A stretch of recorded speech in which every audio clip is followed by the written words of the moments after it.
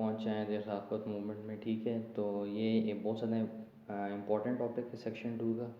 साथ ही साथ थोड़ा लॉन्ग टॉपिक भी है ये। इसको पढ़ने के लिए ना आपने इसको बैकग्राउंड पे डिवाइड करना है, फिर उसके बाद डिटेल्स इसकी पढ़नी है, ठीक है। डिटेल्स के बाद एंड ऑफ खिलाफत मूवमेंट, फिर reasons for the failure of खिलाफत मूवमेंट, फिर खिलाफत मूवमेंट के इफ़ेक्ट्स पढ़ने हैं जिसमें हम पॉजिटिव और नेगेटिव दोनों इफ़ेक्ट्स पढ़ेंगे। उसके बाद जो है ना ये टॉपिक एंड हो जाएगा, क्योंकि क्वेश्चंस जो आए हुए हैं ना CAIs में, वो इसी जो ये जो सब टॉपिक्स हैं ना मैंने अभी आपको बताएं, तो इन्हीं में से क्या नाम है मतलब है इन्हीं के उसमें से बैकग्राउंड में से आए हैं, ठीक है। तो पिछली सारी वीडियोस हो गई, अच्छे से समझ आई, किसी ने कमेंट नहीं किया फ़िलहाल कि कुछ समझ नहीं आया, तो इसे स्टार्ट कर लेते हैं। सबसे पहले बैकग्राउंड हम पढ़ते हैं खिलाफत मूवमेंट का। बैकग्राउंड देखो ये था कि जब भी वॉर्स होती थी ना, ये ब्रिटिशर्स जो है ना जितनी भी इसकी कॉलोनीज़ थी ना, तो उन सब में से जो है ना आर्मीज़ को ये जमा करती थी, ठीक है। इंडिया से भी करती थी, ब्रिटिश एम्पायर तो बहुत बड़ा एम्पायर था ना उस वक्त, तो जितनी भी इसकी कॉलोनीज़ थी ना सारी, उन सब कॉलोनीज़ में जो नेशंस रहते थे ना उनके भी ये क्या नाम है ट्रूप्स वगैरह बनवा के, ठीक है, वो वॉर में ना उनसे लड़ने को कहते थे। तो यही हुआ जब वर्ल्ड वॉर 1 शुरू हुई, तो क्या नाम है इन्होंने इंडियंस से भी दरख्वास्त की। दरख्वास्त तो नहीं, वैसे दरख्वास्त का मतलब ये है कि अगर रिजेक्ट हो जाए तो आगे से बंदा कुछ और नहीं कर सकता। इन्होंने फ़ोर्स किए इंडियंस को, ठीक है, कि वो इनके साथ वॉर में लड़ें। इंडियंस ने भी आगे से इनको अच्छा खासा अपोज़ किया और कुछ शर्तें रखी, ठीक है। जैसे कि इंडियन नेशनल कांग्रेस का हमेशा से यही है कि उनको सेल्फ रूल चाहिए था, इंडिपेंडेंस चाहिए थी। उन्होंने कहा कि वॉर में हम आपको हेल्प करेंगे, अगर ब्रिटेन जीत गई तो वॉर के बाद जो है ना हमें इंडिपेंडेंस दे देना आपने। ऐसा लेकिन ब्रिटिशर्स ने एक्सेप्ट नहीं किया। लेकिन फिर भी इंडियंस को वो उन्होंने ना फोर्स की मदद से अपनी जो है ना वॉर में लड़ने के लिए वो कर दिया था। मतलब उनको वॉर में ले आए थे इंडियंस को ना ब्रिटिशर्स अपने साथ। तो मुस्लिम्स ने जो लड़ा था ना वो खिलाफत मूवमेंट, वो उन्होंने डिमांड में ये नहीं कहा था कि हमें वॉर के बाद सेल्फ रूल चाहिए। बेसिकली थे इंडिया में मुस्लिम्स, ठीक है, जो वर्ल्ड वॉर 1 में लड़ रही थी वो खिलाफत लड़ रही थी, ऑटोमन एम्पायर, ठीक है, लड़ रही थी ब्रिटिशर्स के अगेंस्ट और जर्मनी के साथ थी, ठीक है। तो मुस्लिम्स ने कहा इनसे ब्रिटिशर से कि हमें हमसे प्रॉमिस करो कि अगर वर्ल्ड वॉर 1 में जो टर्की और जर्मनी है ये हार गई हैं, ठीक है, तो और ब्रिटिशर्स वगैरह उनके जो एलाइज थे US, ठीक है, वो वगैरह जीत गए, तो आपने जो है ना टर्की का जो खलीफा है, जो टर्किश एम्पायर है, ऑटोमन एम्पायर है ना, इसके साथ आपने कुछ ज़िलालत ह्यूमिलिएशन नहीं करनी इसकी, ठीक है। जैसा ये है इसको वैसे रहने देना है। जो बस स्टेट्स हाथ से निकल गई उनको छोड़ दो, जो बच गई वो आपने इनसे लेनी वगैरह नहीं है। और ख़ास तौर पे उन्होंने ये प्रॉमिस इनसे लिया कि जो खलीफा है ना उसकी आपने इज़्ज़त रखनी है, ठीक है, उसको यानी कि कोई ट्रायल वगैरह नहीं देना है, या जो वॉर के बाद ज़ाहिर सी बात होता वगैरह, ठीक है। तो उन्होंने बोला कि ये आपने नहीं करना है। ब्रिटिशर्स ने इन्हें प्रॉमिस कर दिया, तो इसीलिए वर्ल्ड वॉर 1 में ना जो हिंदूज़ थे ना उनसे ज़्यादा मुस्लिम्स ने पार्टिसिपेट किया था, क्योंकि उनका जो है ना उन्होंने प्रॉमिस ले लिया था ब्रिटिशर्स से। तो उनका मकसद यही था फ़िलहाल उस वक्त। वर्ल्ड वॉर 2 के बाद उन्होंने भी सेल्फ रूल मांगा था, लेकिन मकसद उनका यही था, ठीक है। तो लेकिन ऐसा हुआ नहीं। हुआ क्या कि ये पूरा मैं बैकग्राउंड बता रहा हूँ, ठीक है। हुआ क्या कि जैसे वॉर एंड हुई वर्ल्ड वॉर 1, ठीक है, तो ब्रिटिशर्स ने डिसाइड किया कि जर्मनी और उसके एलाइज जो थे टर्की के समेत, ठीक है, हालांकि प्रॉमिस किया था मुस्लिम से, उनको पनिश किया जाए। तो उनका जो प्राइम मिनिस्टर है ना ब्रिटेन का, उसने ये सारी जो है ना फिर ट्रीटीज़ वगैरह के अरेंज वगैरह किए, जैसे कि ट्रीटीज़ ऑफ सर्विस, ठीक है, सेवरस और वर्सेल्स, ठीक है, ये 2 ट्रीटीज़ थी। इनकी मदद से ना ये जो हारे थे ना सेंट्रल पावर्स, ठीक है, तो एलाइज ने जो नहीं है उनको क्या नाम है इन्हीं ट्रीटीज़ की मदद से ना उनको पनिश करने का सोचा था।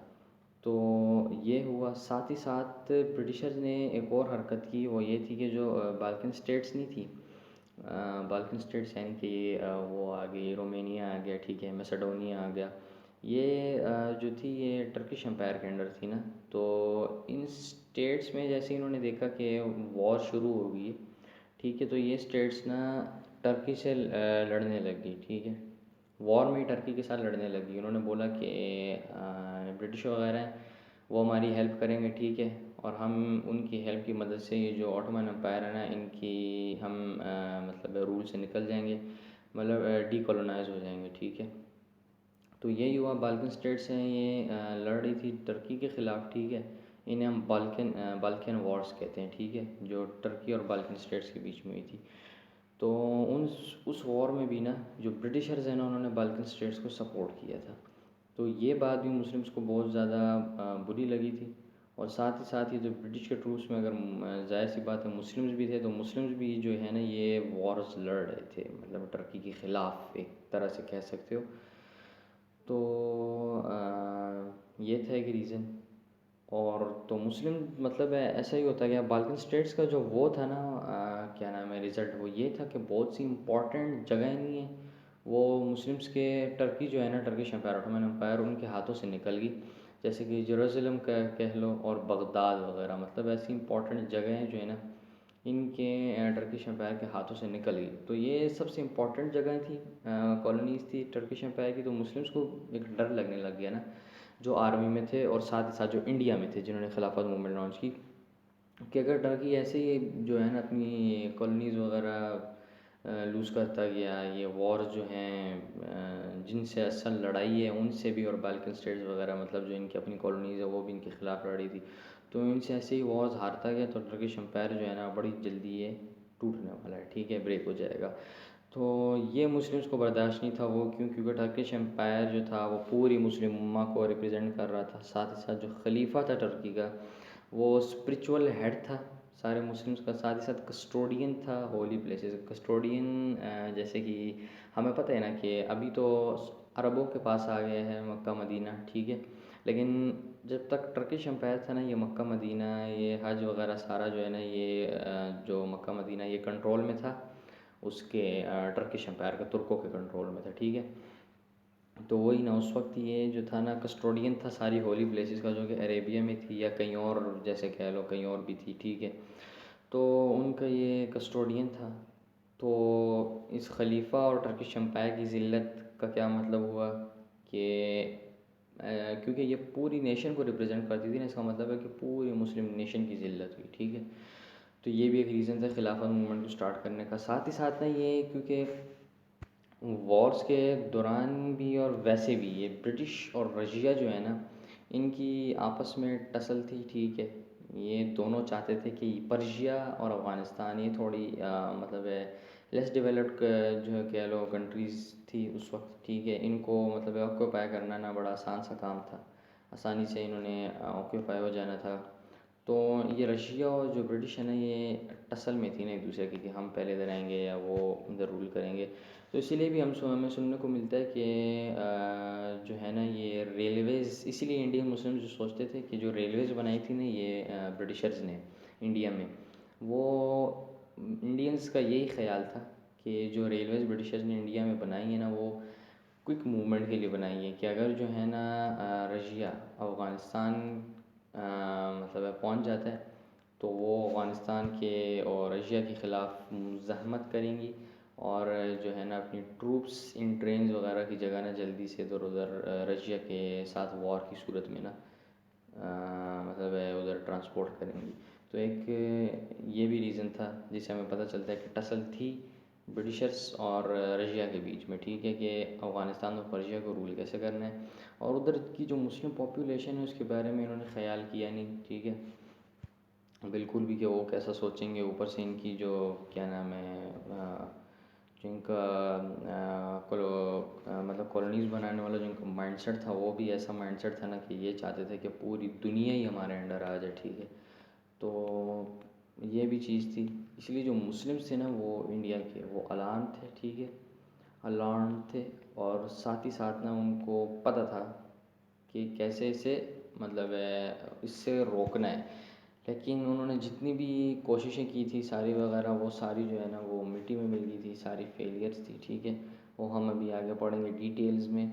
और एक और इसमें बैकग्राउंड में रीज़न आ जाता है ये खिलाफत मूवमेंट के स्टार्ट होने का, वो ये है कि एंटी मुस्लिम जो ब्रिटिश पॉलिसीज़ नहीं थी और ब्रिटिशर्स का जो एंटी मुस्लिम बिहेवियर नहीं था वो भी बहुत ज़्यादा मतलब मुस्लिम्स को खटकता था। इसके पीछे बेसिकली एक बहुत सी कहानियाँ हैं, लेकिन एक जो मेन कहानी है जो कि बुक में भी लिखी हुई है वो ये है कि एक रोड जो है ना इंडिया में उसको वाइड करने का प्रोजेक्ट स्टार्ट किया था ब्रिटिशर्स ने, ठीक है, वाइड करने का।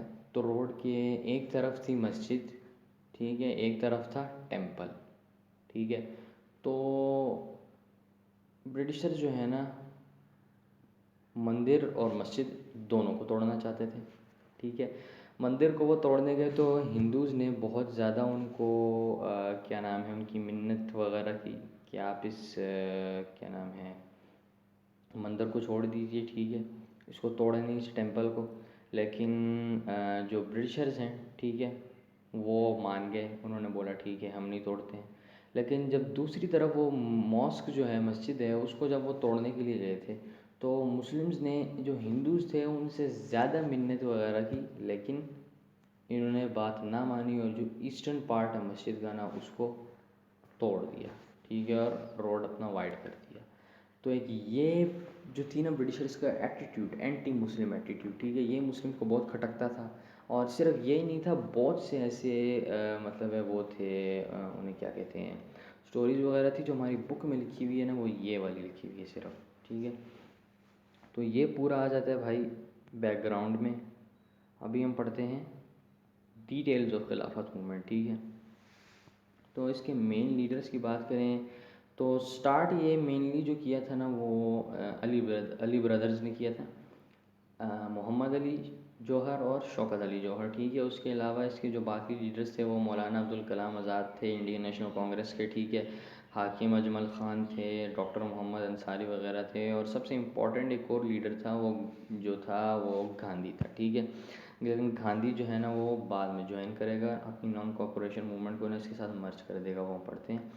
तो क्या हुआ था कि भाई इन्होंने होल्ड की फ़र्स्ट खिलाफत कॉन्फ्रेंस, ठीक है, जनवरी 1920 में, जो इंडिया का वॉइस रॉय है ना उसके साथ, ठीक है। तो इसका मकसद यही था कि उनको परसुएट किया जाए कि टर्किश एम्पायर को जो है ना एंड ना किया जाए टर्कीज़ वगैरह की मदद से, ठीक है।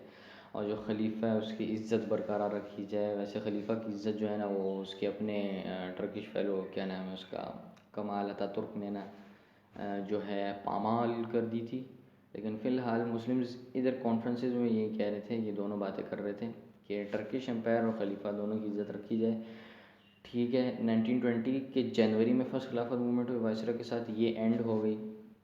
दूसरी हुई प्राइम मिनिस्टर, ब्रिटेन के जो प्राइम मिनिस्टर था उसके साथ सेकंड खिलाफत मूवमेंट हुई फरवरी ऑफ 1920 में। इसमें भी उन्होंने यही बातें बोली और साथ में उनको याद भी दिलाया कि भाई आपने प्रॉमिस किया था हमसे कि ये हरकतें आपने टर्किश एम्पायर के साथ नहीं करनी है वर्ल्ड वॉर 1 के बाद, लेकिन आप फिर भी कर रहे हैं। तो ब्रिटिशर्स ने फिर भी जो है ना बात टाल वगैरह दी और जो है ना उनको पनिश करने से पीछे ना हटे। तो फिर क्या हुआ इसके बाद 1920 के बाद जो है ना गांधी है उसने फिर अपना नॉन कोऑपरेशन, ठीक है, नॉन कोऑपरेशन मूवमेंट जो है ना वो मर्ज कर दिया खिलाफत मूवमेंट के साथ। ये नॉन कोऑपरेशन मूवमेंट बेसिकली ये कह सकते हैं पीसफुल कैंपेन थी, पीसफुल प्रोटेस्ट था ना ब्रिटिशर्स के ख़िलाफ़, ब्रिटिश के रूल के ख़िलाफ़। वायलेंस वगैरह कुछ नहीं था, पीसफुल था। और ये जो गांधी ने ना ज्वाइन किया था ना ये क्या नाम है खिलाफत मूवमेंट में, ये खिलाफत मूवमेंट ये इसी बेसिस पे किया था कि जब तक खिलाफत मूवमेंट और ये जो मतलब पूरा कैंपेन चल रहा है ये इंडिया में, ये जब तक इसमें वायलेंस नहीं होगा गांधी जो है वो इसमें सपोर्ट करेगा। जैसे ही इसमें कोई वायलेंस वगैरह आ जाएगा तो गांधी ने कहा कि मैं फिर विड्रॉ कर लूँगा इससे। और यही एक रीज़न थी खिलाफत मूवमेंट के एंड की, वो हम आगे पढ़ेंगे कि कैसे ये वायलेंस में तब्दील हो गई थी, ठीक है। ये थी, साथ ही साथ इसमें एक और चीज़ हुई थी तो ये जो गांधी ने मर्ज किया था ना नॉन कोऑपरेशन मूवमेंट, ये बहुत ज़्यादा हेल्पफुल था मुस्लिम्स के लिए। क्यों? उसने फिर से मुस्लिम्स और हिंदूज़ को यूनाइट कर दिया। और जैसे ही मुस्लिम्स हिंदूज़ यूनाइट होते थे ना ब्रिटिशर्स पे जो है ना हद का प्रेशर आ जाता था। और ये जो है ना खिलाफत मूवमेंट और ये नॉन कोऑपरेशन मूवमेंट दोनों मिल के ब्रिटिशर्स पे इन्होंने पीक जो पीक होती है ना उधर तक इन्होंने प्रेशर डाल दिया था ब्रिटिशर्स पे, ठीक है। लेकिन फिर भी ये जब दोनों ही, ये खिलाफत मूवमेंट भी और नॉन कोऑपरेशन मूवमेंट भी जब अपनी पीक स्टेज पे थे ना, तो उसी वक्त ही गांधी ने फिर विड्रॉ कर दिया। तो ये था एक रीज़न, ठीक है। ये डिटेल्स भी है और ये हम आगे पढ़ेंगे, ये फेलियर का रीज़न भी है, ठीक है। तो उसके बाद एक और इसमें काम हुआ था खिलाफत मूवमेंट के दौरान, वो था हिजरत मूवमेंट, ठीक है। हिजरत मूवमेंट ये भाई मौलाना अब्दुल कलाम आज़ाद साहब नहीं है, ठीक है। इन्होंने स्टार्ट किया था। इंडिया को इन्होंने डिक्लेयर कर दिया दारुल हर्ब, ठीक है, मतलब एक जगह जहाँ पर मुस्लिम रूल नहीं है, ठीक है। उन्होंने बोला कि इधर जैसे कि मैसेकर्स भी हमने पढ़े हैं, अमृतसर मैसेकर, जलियांवाला बाग वाला, और भी बहुत से मतलब ऐसे केसेस वगैरह हुए थे। तो इस अब्दुल कलाम आज़ाद ने बोला, मुस्लिम्स को हुक्म दिया कि आप करो माइग्रेट अफ़गानिस्तान में। तो 30,000 से ज़्यादा जो मुसलमान हैं ना, वो माइग्रेट उन्होंने करना शुरू कर दिया था अफ़गानिस्तान के लिए, ठीक है। इस मौलाना अब्दुल कलाम आज़ाद ने उन्हें बोला कि आपको उधर अच्छी लाइफ मिलेगी, आपको उधर फर्टाइल लैंड मिलेगा जिधर हम एग्रीकल्चर करके जो है ना अफ़गानिस्तान में अपनी जगह बना सकते हैं और अपनी लाइफ वगैरह उधर सेटल कर सकते हैं, ठीक है। हालांकि एग्रीकल्चर लैंड और फर्टाइल लैंड उधर था ही नहीं बिल्कुल। साथ ही साथ इतने कोई अफ़गानिस्तान वाले ख़ुद भी, उनके पास इतनी कोई रिसोर्सेज या मतलब इकोनॉमिकली इतने गुड नहीं थे कि वो इतने 30,000 लोगों को जो है ना अकोमोडेट कर सकें, ठीक है। तो बहुत से मुस्लिम ने इसमें पार्टिसिपेट किया। उधर पहुंचते तक पता है कितने ख़तरनाक रास्ते होते हैं अफ़गानिस्तान की तरफ, ठीक है, सारे पहाड़ी इलाके वगैरह। तो उधर पहुंचते तक जो है ना, पहुंचने तक अफ़गानिस्तान पहुंचने तक बहुत से लोगों की जानें चली गई। और जब अफ़गानी जो है ना, वो जब शुरू में मुस्लिम जा रहे थे ना, उनको अकोमोडेट किए जा रहे थे। लेकिन जैसे ही देखा कि ये मुस्लिम की तो तादाद बढ़ती जा रही है, जो हिंदुस्तान से आ रहे हैं बहुत ज़्यादा है, तो उन्होंने अफ़गानिस्तान के गेट्स बाकी जो मुस्लिम आए थे उनके लिए बंद कर दिए। बाकियों को बोला चल पुत्र तू छुट्टी कर, ठीक है। उनको फिर पीछे मोड़ दिया और उनको फोर्स किया वापस जाने पे। तो जब वो वापस जाने लगी, अभी वापस जाने वाले रास्ते में बहुत से लोगों की डेथ हो गई। तो इनमें से 20,000 तकरीबन वो लोग थे जिन्होंने अपनी जॉब्स वगैरह ना सारी छोड़ दी थी, ठीक है। जॉब्स वगैरह सारी छोड़ के ये जो है ना उधर क्या नाम है, अफ़गानिस्तान जो है ना ये माइग्रेट करने जा रहे थे, ठीक है। तो यही हुआ कि जब फिर वो वापस आए ना, वो लोग बहुत से तो मर गए थे रास्ते में, लेकिन जो बच्चे कुछ वापस आए ना, तो उनके जो प्रॉपर्टीज़ वगैरह थी वो बाकी लोगों ने उठा ली थी, ठीक है। जॉब्स वगैरह उन्होंने रिज़ाइन दे दिया। और इन लोगों को फिर जो गुस्सा है ना मौलाना अब्दुल कलाम आज़ाद और अपने जो मुल्ला लीडर्स हैं उन पर ना, वो इतने हद का था ना कि इन्होंने फिर पूरी ज़िंदगी कभी भी इनकी कोई बात नहीं मानी किसी भी हवाले से, ठीक है। ये हुआ था। और जो है एक और इसमें चीज़ हुई थी, और ये जो चीज़ हुई थी ना, ये थोड़ी वायलेंस की स्टार्ट था, ठीक है। ये जो हुआ था वो ये था कि प्रिंस ऑफ वेल्स है ना, वेल्स मतलब यूके में ही आ जाता है वेल्स, ठीक है, यूनाइटेड किंगडम में, ब्रिटिशर ये भी। प्रिंस ऑफ वेल्स जो है ना, तो इसने विज़िट किया था बॉम्बे को 1921 में। 1921 में थर्ड खिलाफत कॉन्फ्रेंस हुई थी, हम पढ़ते हैं आगे। तो 1921 में जो है ना, इसका वेलकम जो किया था ना, वो स्ट्राइक्स ने किया था, ठीक है। और इतनी मतलब शदीद किस्म की स्ट्राइक्स थी कि मतलब फुल सिक्योरिटी के अलावा भी 53 जो लोग हैं ना वो मर गए थे।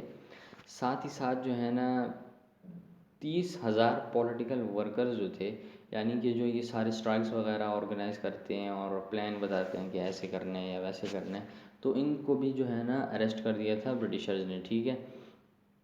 तो ये सारा हो गया भाई हमारी डिटेल्स भी, ठीक है। तो अभी हम पढ़ते हैं एंड ऑफ खिलाफत मूवमेंट। अच्छा ये पेज हो गया, आ जाइए एंड ऑफ खिलाफत मूवमेंट पे। सबसे पहला जैसे कि मैंने पहले ही बताया था, गांधी जो है ना ये विड्रू करेगा 1922 में, ठीक है। या तो हम करते हैं ईयर वाइज चलते हैं ना, ठीक है, 1921 से चलते हैं। 1921 में क्या हुआ था, बेसिकली थर्ड कॉन्फ्रेंस हुई थी, थर्ड खिलाफत कॉन्फ्रेंस, ठीक है। उसमें क्या हुआ था, कोई भी ब्रिटिश वगैरह इंक्लूड नहीं किया थर्ड खिलाफत मूवमेंट में, जैसे कि नॉन कॉपरेशन मूवमेंट भी मर्ज हो गया था, इसीलिए ना। तो जितने भी लीडर्स थे, ठीक है, खिलाफत मूवमेंट के सारे, गांधी समेत, तो उन्होंने जितने भी मेंबर्स थे खिलाफत मूवमेंट के, जितने भी मुस्लिम थे, उनसे ये अर्ज किया कि भाई ब्रिटिशर्स के साथ किसी भी तरीके में आपने कोऑपरेट नहीं करना है, चाहे वो पुलिस सर्विसेज हो, ना इनकी मदद करनी पुलिस सर्विसेज में, इनकी गवर्नमेंट जॉब्स वगैरह इन सबको रिज़ाइन करो, इनकी चीज़ें गुड्स जो है ना ब्रिटिशर्स के कपड़े वगैरह या इंग्लैंड के प्रोडक्ट्स वगैरह ये सारी जो है ना लेनी छोड़ दो। ये मतलब थर्ड खिलाफत कॉन्फ्रेंस था। इसमें बड़ी एंटी जो है ना ब्रिटिश स्पीचेस की थी सारे उन्होंने, उनका क्या नाम है, लीडर्स ने, ठीक है। तो इस खिलाफत मूवमेंट के बाद क्या हुआ था कि खिलाफत इस कॉन्फ्रेंस के बाद क्या हुआ था कि ब्रिटिशर्स को पता चल गया था। ब्रिटिशर्स ने आके जो है ना इस खिलाफत कॉन्फ्रेंस के बाद सारे जो मेन लीडर्स थे ना ये खिलाफत कॉन्फ्रेंस मूवमेंट के, उनको अरेस्ट कर दिया था, ठीक है। इंक्लूडिंग मौलाना मोहम्मद अली जौहर था, शौकत अली जो मेरे ख्याल से मोहम्मद अली जौहर था, ठीक है। उसको इन दोनों में से कोई एक था, अली ब्रदर्स में से एक था, ठीक है। उसको इन्होंने ट्रायल दे दिया था और इम्प्रिजमेंट दे दी थी 2 सालों की, ठीक है। लेकिन इसने कुछ अपनी जो है ना जब इसको सज़ा सुनाई जा रही थी ना कैद की, तो इसने कुछ ऐसे अल्फाज बोले थे, ठीक है। वो अल्फाज हमारी बुक में नहीं है लेकिन कुछ ऐसे इसने अल्फाज बोले थे जिसकी वजह से ना ये एक हीरो बन गया था, ठीक है, मुस्लिम्स के सामने। मतलब वो कुछ इस तरह के अल्फाज थे, बुक में लिखे हुए नहीं लेकिन बोले थे इसने, ठीक है। ये 1921 में ये हुआ था जो कि एक मेन कॉज था खिलाफत मूवमेंट के फेलियर का, क्योंकि मेन लीडर्स ही अरेस्ट हो गए थे, ठीक है। इसके बाद हम आते हैं 1922 में। 1922 में क्या हुआ था, गांधी ने ना खिलाफत मूवमेंट से विड्रू कर दिया, जबकि खिलाफत मूवमेंट अपनी फुल पीक पे था।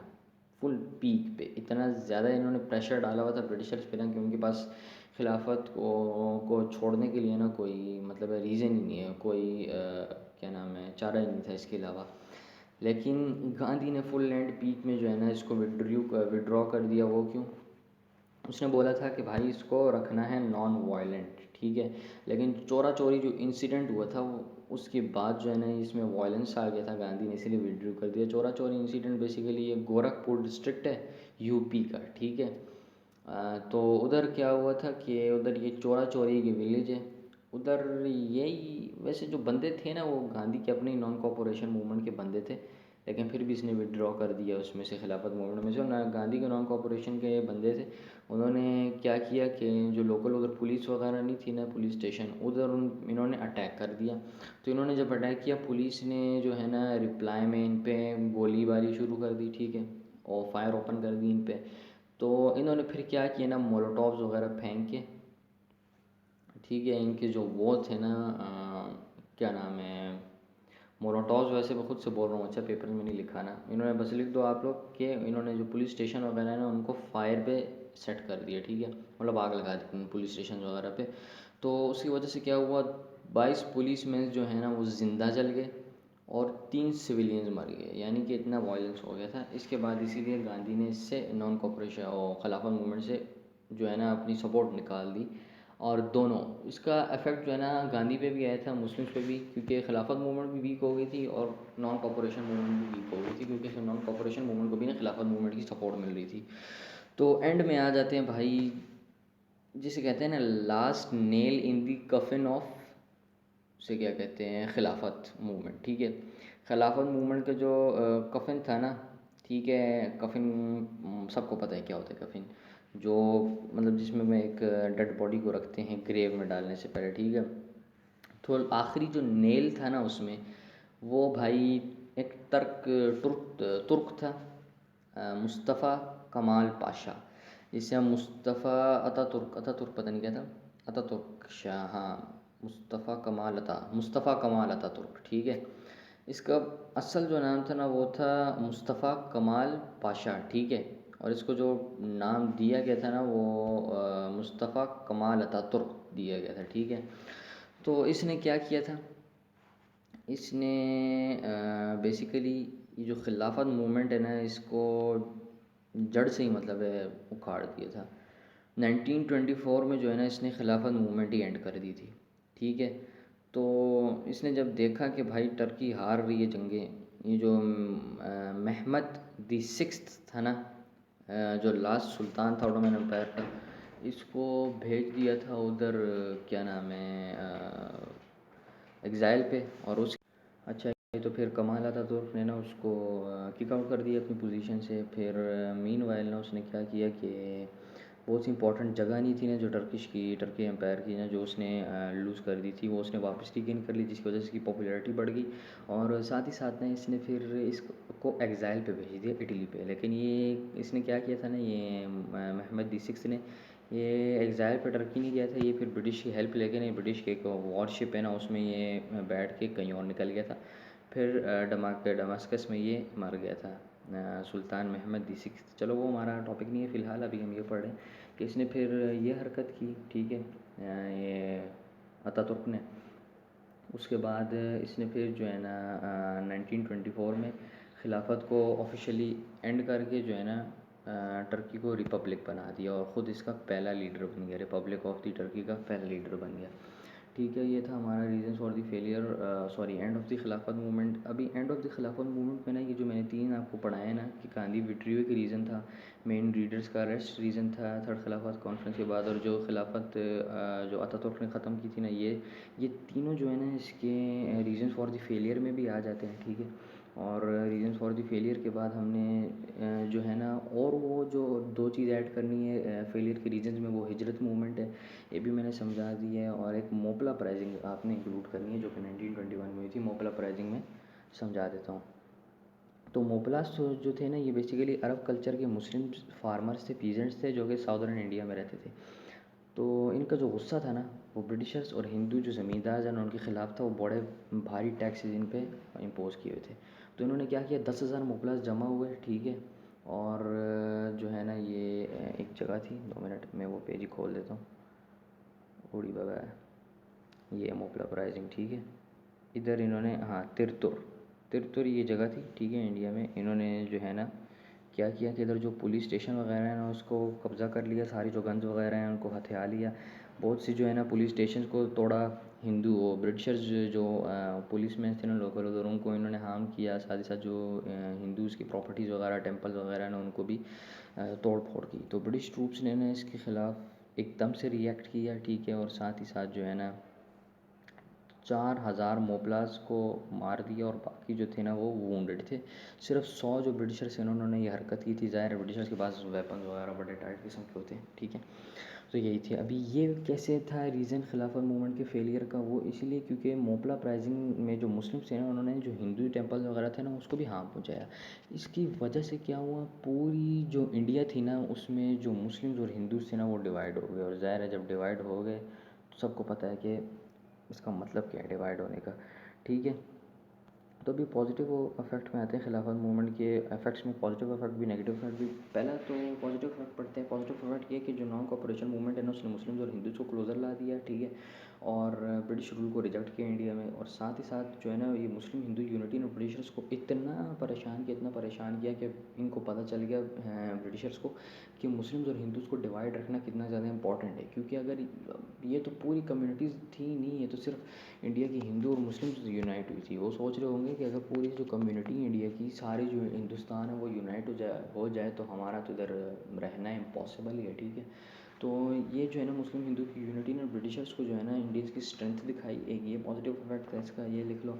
लेकिन जो थी ये शॉर्ट लिव्ड थी, ठीक है, जैसे कि हमें पता है कि थोड़ी देर से हुई थी। और 1922 में गांधी की विड्रू के बाद और मोपला अपराइजिंग के बाद 1921 में ये ख़त्म हो गई थी, ठीक है। लेकिन इसके एक और भी बेनिफिट है, वो बेनिफिट है भाई मुस्लिम्स के लिए। वो ये है कि मुस्लिम्स को रियलाइज़ हो गया कि ना ही भाई अपनी पॉलिटिकल जो है ना उसके लिए प्रोटेक्शन के लिए ना ही ये ब्रिटिशर्स की सपोर्ट ले सकते हैं, ना ही ये हिंदूज़ की सपोर्ट ले सकते हैं, ठीक है।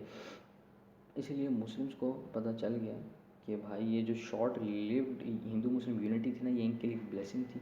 उनको पता चल गया कि उनके लिए उनकी अपनी पॉलिटिकल पावर उनके लिए कितनी इंपॉर्टेंट है। और उनको ये पता चल गया कि भाई हमने इंडिपेंडेंटली फ्यूचर में वर्क करना होगा। और ये प्रूव हो गया था जब मुस्लिम्स ने 1940 में एक सेपरेट मुस्लिम होमलैंड की जो है ना डिमांड की थी। एक पैराग्राफ आप पॉजिटिव इफेक्ट में पॉजिटिव नेगेटिव इफेक्ट में इसमें भी लिख सकते हैं। 14 मार्क का क्वेश्चन आया है बेसिकली इस पॉजिटिव नेगेटिव इफेक्ट में, ठीक है। वो मैं आपको आगे दिखा देता हूँ। तो नेगेटिव इफेक्ट्स में ना आपने वही सारी चीज़ें लिख देनी है कि short lived Hindu Muslim unity थी, इसको अच्छे से डिस्क्राइब कर दो कि कैसे क्यों शॉर्ट लिव्ड थी, मोपला अपराइजिंग की वजह से और गांधी के विड्रॉल की वजह से शॉर्ट लिव्ड मुस्लिम हिंदू मुस्लिम यूनिटी थी, ये डिस्क्राइब कर दो। फिर फेलियर ऑफ हिजरत मूवमेंट है, ये इसका नेगेटिव इफेक्ट है, बहुत ज़्यादा डैमेज हुआ था मुस्लिम्स को, उनकी प्रॉपर्टीज़ को, उन्होंने जॉब्स वगैरह छोड़ दी, है इसका नेगेटिव इफेक्ट, ये डिस्क्राइब कर लो। ब्रिटिश मुस्लिम रिलेशन जो है ना ये डैमेज हो गए थे, इसको डिस्क्राइब कर लो, ठीक है। और जो गोल था ना खिलाफत मूवमेंट का, ये सबसे इंपॉर्टेंट है कि जो गोल था खिलाफत मूवमेंट का ना, वो ही भाई फेल हो गया था, ये कमाल अतातुर्क की वजह से, ठीक है। तो ये भाई हमारे पॉजिटिव नेगेटिव इफ़ेक्ट्स सारे हो गए। अभी आते हैं क्वेश्चंस की तरफ। क्वेश्चन आप देख लो। सबसे पहले आता है 4 मार्क वाला, व्हाट वाज द खिलाफत मूवमेंट। मैं आस्ता आस्ता ऊपर कर रहा हूँ, आप लोग देखते जाइए। ये जो हाईलाइट मैंने किया मैंने, ये थोड़े एक्स्ट्रा इन्फॉर्मेशन है, ये आप याद कर लो। अगर आपकी राइटिंग तेज़ है ना तो ये आपने लाजमी लिखनी है। एक्स्ट्रा इन्फॉर्मेशन तेज़ नहीं है तो वही मेरे वाला हाल है, मैंने इतनी एक्स्ट्रा इन्फॉर्मेशन इनमें से किसी में इंक्लूड नहीं की थी जब मैं एग्ज़ाम्स दे रहा था। दूसरा देते हैं मोपला प्राइजिंग, ये भी देख लो, पॉज करके देख लो, ठीक है। हिजरत मूवमेंट, ये देखो, ये है सुल्तान महमद साहब, इन्होंने बगदाद, जेरूसलम और कॉन्स्टेंटिनोपल, इस्तांबुल से भी जो है ना कंट्रोल इनका निकल गया था। व्हाट वाज द चोरा चोरी इंसिडेंट, ठीक है। चोरा चोरी इंसिडेंट यहाँ से ये कंटिन्यू हो रहा है।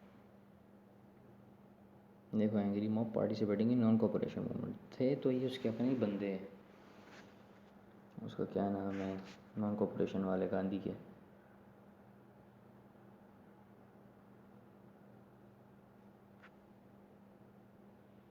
अच्छा, ये जो ये है ना, ये what was the non cooperation movement, इसमें आप ज़रा क्वेश्चन पढ़ लो, इसमें आपको पता चलेगा कि आपने बहुत से पॉइंट्स ने इसमें उसके भी इंक्लूड करने हैं। उसे क्या कहते हैं, ये थर्ड खिलाफत कॉन्फ्रेंस की, ठीक है। वो इसलिए क्योंकि पहली जो खिलाफत कॉन्फ्रेंसेस थी ना उस वक्त इनको सपोर्ट नहीं थी, क्या नाम है, ये मुस्लिम्स को, गांधी की, ठीक है। तो ये सेकंड खिलाफत मूवमेंट के बाद इनको सपोर्ट मिली थी, इसीलिए जो नॉन कोऑपरेशन मूवमेंट है ना, इसमें हमने थर्ड खिलाफत मूवमेंट को, थर्ड खिलाफत कॉन्फ्रेंस का भी लिखना है। वाई वॉज द खिलाफत मूवमेंट फाउंडेड, ये 7 मार्क वाला है, ठीक है। इसमें तो मैंने आपको बहुत ज़्यादा पॉइंट्स बताए हैं, ये आपने भर भर के लिखना है। ये देख लो, वहीं से कंटिन्यू हो रहा है। ये 7 मार्क वाला, वाई डिड खिलाफत मूवमेंट फेल इन 1924, ये मुस्तफ़ा कमाल पाशा, इसका मैंने हाईलाइट किया है। ट्रीटी ऑफ लुज़ान, ठीक है, ये वही हो रहा है कंटिन्यू।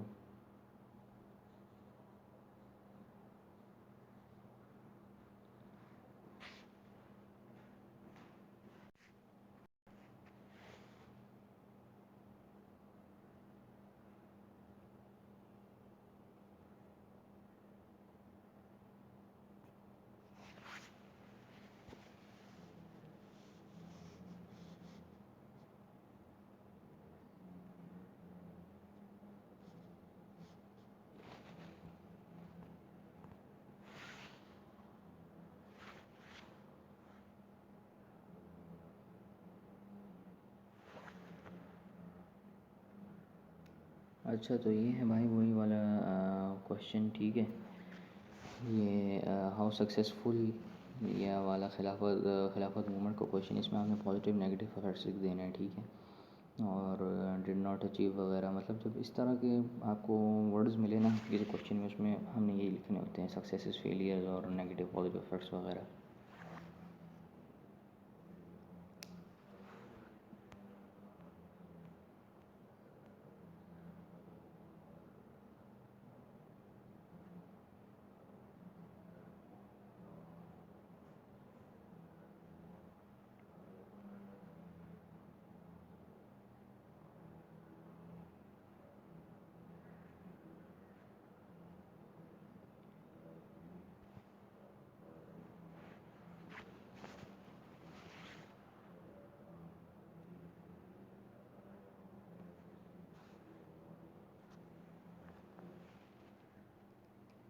तो चलो भाई, हो गया हमारा खिलाफत मूवमेंट भी, ठीक है। नेक्स्ट वीडियो तक के लिए अल्लाह हाफिज़। कोई क्यूरी कुछ भी हो तो कमेंट सेक्शन जो है उधर टाइप करके लिख देना। अल्लाह हाफिज़, टाटा एंड बाय बाय।